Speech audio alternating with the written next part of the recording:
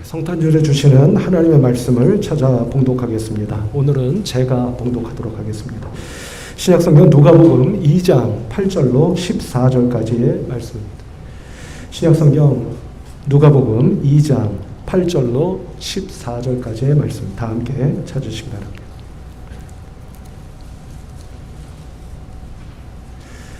제가 봉독하겠습니다. 그 지역의 목자들이 밤에 밖에서 자기 양떼를 지키더니 주의 사자가 곁에 서고 주의 영광이 그들을 두루 비추매 크게 무서워하는지라. 천사가 이르되 무서워하지 말라. 보라, 내가 온 백성에게 미칠 큰 기쁨의 좋은 소식을 너희에게 전하노라. 오늘 다윗의 동네에 너희를 위하여 구주가 나셨으니 곧 그리스도 주시니라. 너희가 가서 강보에 쌓여 구유에 뉘어 있는 아기를 보리니 이것이 너희에게 표적이니라 하더니 호련히 수많은 천군이 그 천사와 함께 하나님을 찬송하여 이르되 지극히 높은 곳에서는 하나님께 영광이요 땅에서는 하나님이 기뻐하신 사람들 중에 평화로다 하니라. 아멘. 이것은 오늘 우리에게 주시는 하나님 말씀입니다. 네, 앞서 우리 메리 크리스마스라고 성탄 인사하셨는데 한 번만 더 인사하시도록 하실까요? 인사하실 때 주님의 사랑과 평강이 함께 하시기를 빕니다 라고 인사해 보도록 하십시다. 시작. 주님의 평강과 사랑이 함께 하시기를 빕니다. 감사합니다. 네, 오늘 올해 2022년 성탄절을 맞이하게 되었습니다. 오늘 성탄절에 주신 누가복음의 본문 말씀을 가지고 이것이 너희에게 표적이니라 라는 제목으로 말씀의 은혜를 함께 나누도록 하겠는데요. 지난 한 주간 동안 저는 오늘 이 기쁘고 좋은 성탄절에 어떤 말씀으로 함께 말씀의 은혜를 나눌까, 예수님의 탄생에 대한 성경 말씀을 이 말씀 저 말씀 함께 나누다가 말씀을 읽다가 오늘 본문 말씀을 택하여 성탄절 아침에 말씀의 은혜를 나누기로 마음을 먹게 되었습니다. 이 말씀은 잘 아시다시피 천사가 목자들에게 아기 예수가 탄생한다라고 하는 것을 알려주는 그런 장면을 기록하고 있는 말씀입니다. 근데 이 말씀을 읽고 또 읽다가 12절의 말씀, 오늘 본문 말씀 가운데 12절의 말씀이 눈에 띄었습니다. 그리고 이 말씀을 묵상하게 되었는데요.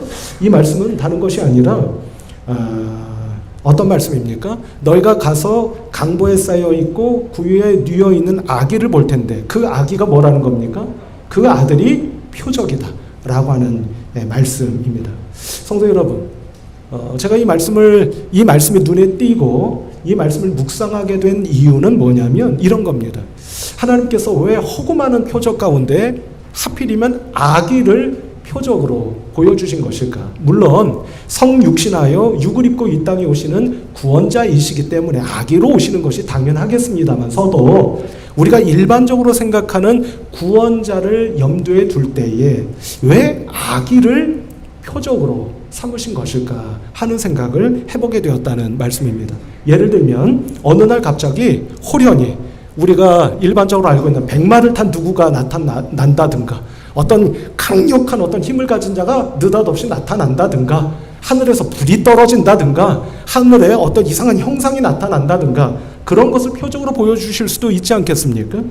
그런데 너무나도 우리가 가지고 있는 이런 표적에 대한 상식을 깨뜨리시고 아기의 모습으로 표적을 보여주신 것일까 하는 생각을 해보게 되었다는 겁니다.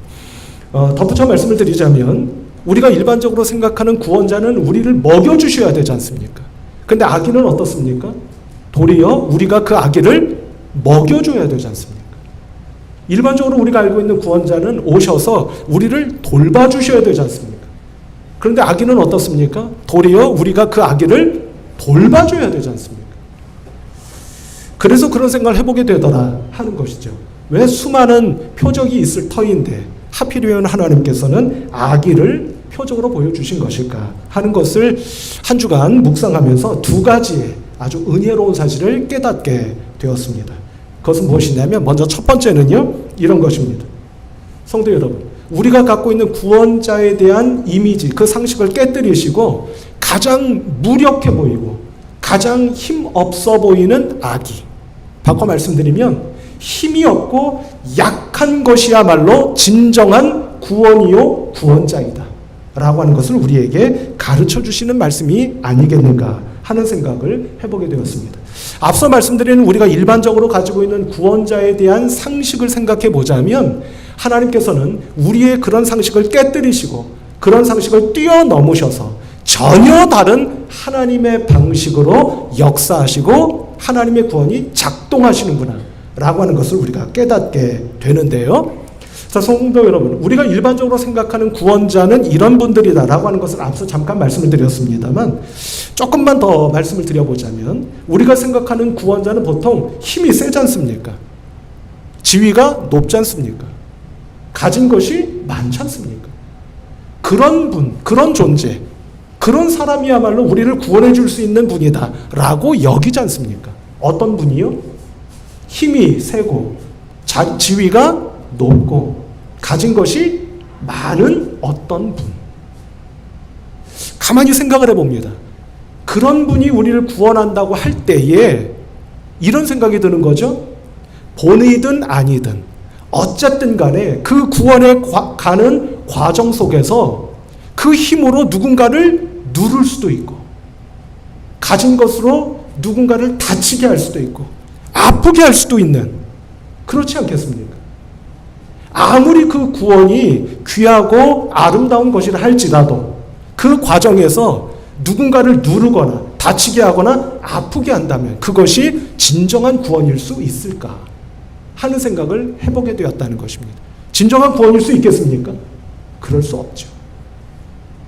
그래서 하나님께서는 아기를 표적으로 삼으셔서 가장 힘없고 무력한 것이야말로 도리어 그 힘없고 무력함을 통해 우리를 섬겨주심으로 우리를 참 구원의 길로 인도하여 주셨구나 라고 하는 생각을 해보게 되었다고 하는 사실입니다. 사도 바울은 이 사실을 아마 잘 알았던 것 같습니다. 그래서 그가 쓴 고린도후서 12장 9절로 10절의 말씀을 보면 이렇게 말씀하고 있는데요.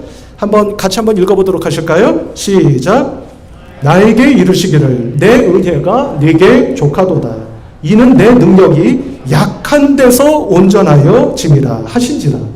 그러므로 도리어 크게 기뻐함으로 나의 여러 약한 것들에 대하여 자랑하리니 이는 그리스도의 능력이 내게 머물게 하려 함이라. 그러므로 내가 그리스도를 위하여 약한 것들과 능력과 궁핍과 박해와 곤고를 기뻐하노니 이는 내가 약한 그때의 강함이라. 아멘. 이렇게 말씀합니다. 이야, 성도 여러분, 하나님께서 아기를 표적으로 보여주신 그 이유 첫 번째, 약한 자가 우리를 구원해 주실 수 있는 진정한 구원자이시다라는 말씀을 드렸는데요. 그 말씀을 우리가 발견하고 깨닫고 이 말씀을 보니 와, 사도 바울이 정말 예수 그리스도의 참 구원자성을 너무나도 잘 알고 계셨구나 하는 것을 우리가 발견해 보게 된다는 말씀입니다. 사도 바울의 이 말씀은 한마디로 요약하자면 이런 말씀이 되지 않겠습니까? 약할 때 강한 것이다 라는 뜻의 말씀 아니겠습니까? 성도 여러분 한번 생각해 보십시오. 왜 약할 때 강합니까? 그게 말이 되는 소리입니까? 그런데 하나님께서는, 그리고 사도 바울은 우리에게 이렇게 말씀합니다. 약할 때 강합니다. 약한 것이 강한 겁니다. 이렇게 말입니다. 왜 그럴까요? 우리가 약할 때야말로 하나님의 은혜가 우리에게 임하시기 때문입니다. 따라서 성도 여러분, 지금 여러분들 스스로가 그 어느 때보다도 약하다고 여겨지십니까?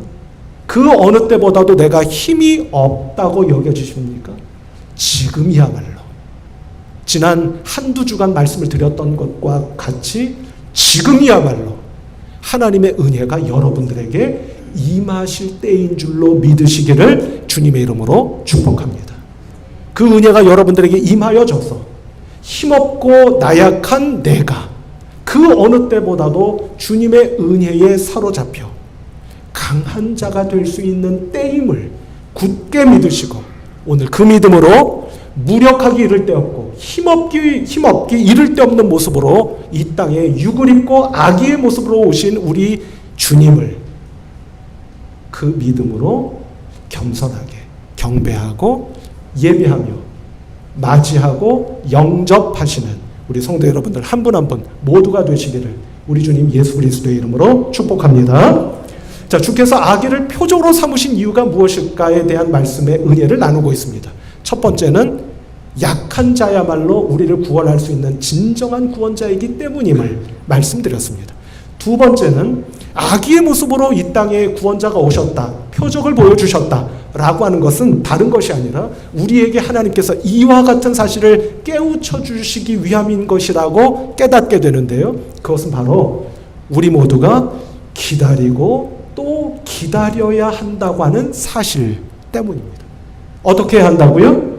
기다리고 또 기다리셔야 한다 하는 것입니다. 이게 무슨 말씀이냐면 아기가 표적입니다. 그러면 아기는 앞으로 어떻게 돼야 하는 겁니까? 자라가야 하는 겁니다. 자라가려면 무엇이 필요합니까? 시간이 필요합니다. 자라가려면 시간이 필요합니다. 그리고 그 시간까지 기다리려면, 그 시간을 맞이하려면 우리는 어떻게 해야 합니까? 기다려야 합니다. 그것도 하루 이틀이 아니요. 기다리고 또 기다려야 한다 하는 것을 우리가 깨닫게 된다고 하는 사실입니다. 우리가 일반적으로 생각하는 구원자의 모습과는 이 또한 너무나도 다르죠? 우리가 생각하는 구원자는 어떻습니까? 기다리기는 뭘 기다려요? 지금 당장 우리를 구원해 주셔야 되는 거 아닙니까? 구원자라면 말입니다. 그러나 하나님께서는 우리의 이와 같은 생각을 다시 한번 깨뜨리시고 뛰어넘으시며 우리에게 말씀하시는 것 같습니다. 요구하시는 것 같습니다. 무엇을 말입니까? 믿음으로 기다리기를. 기다리고 또 기다리기를 우리에게 말씀하시고 요구해 오시는 것 같다 하는 말씀입니다. 그럼 성도 여러분, 기다리라고 하는 것은 대체 어떤 의미일까? 그 기다리는 동안 우리는 무엇을 하라는 말일까? 그냥 두 손 두 발 다 내려놓고 하염없이 기다리라는 뜻일까? 그렇지 않다는 생각을 해봅니다. 우리가 해야 할 일이 있습니다. 믿음으로 주께서 이 땅에 오시는 그 날을 맞이할 준비를 해야 된다는 말씀입니다. 주께서 오실 때 마치 말구유에 누워 계셨던 것처럼 예수 그리스도가 이 땅에 오시고 그분의 은혜가 나에게 임하는 그 순간을 믿음의 그릇을 준비하여 주님을 맞이하고 은혜를 받을 준비를 하셔야 된다는 말씀입니다. 성도 여러분, 오늘로부터 이 준비를 새롭게 시작하실 수 있는 여러분들 되셔서 나에게 은혜가 임할 날이 언제인지는 알 수 없으나 그날까지 믿음으로 준비하고 기다리고 준비하셔서 그 은혜를 풍성하게 받을 수 있는 믿음의 그릇, 크게 준비하실 수 있는 우리 성도 여러분들 한 분 한 분 모두가 되시기를 다시 한번 우리 주님 예수 그리스도의 이름으로 부탁하며 축복합니다. 올해 성탄절을 맞이했습니다. 성탄절을 맞이한 오늘 앞서 말씀드린 것처럼 내가 너무 무기력하고 힘이 없다고 여겨지시죠. 그러지 않는 분이 누가 계시겠습니까? 그런 우리에게 지금 이 순간이야말로 주님을 맞이하고 은혜를 힘입을 그 어느 때보다도 소중한 때임을 기억하시고 그때가 올 것을 믿음으로 기다리셔서 풍성한 은혜를 힘입을 그릇을 준비해 가시는 저와 여러분들 모두가 되시기를 우리 주님 예수 그리스도의 이름으로 이 성탄의 아침에 축복합니다. 기도하십시다. 하나님 아버지 감사하고 감사합니다. 좋은 날 복된 날을 주시고 특별히 성탄의 아침을 맞이하게 하셔서 우리 주님께서 아기의 모습으로 이 땅에 오신 것 다시 한번 기억하게 하시고 오신 주님 믿음으로 기쁘게 감사하게 겸손하게 맞이할 수 있도록 인도하여 주신 것을 감사합니다. 하나님 아버지 이 시간에 기도합니다. 아기를 표적으로 보여주신 아버지 하나님, 지금 저희들도 너무나 연약한 가운데 있사오니 그러나 지금 이 순간이야말로 하나님의 은혜를 그 어느 때보다도 크게 힘 입을 때임을 굳게 믿는 믿음의 사람들로 삼아주시고 기다리고 또 기다릴 수 있는 믿음 주셔서 기다림 속에서 하나님의 나라, 주님의 은혜를 맞이할 수 있는 충만하게 힘 입을 수 있는 믿음의 그릇 모두 다 준비할 수 있는 복된 성도들 되게 하여 주옵소서. 우리 주님 예수 그리스도의 이름으로 간절히 축복하며 기도하옵나이다. 아멘.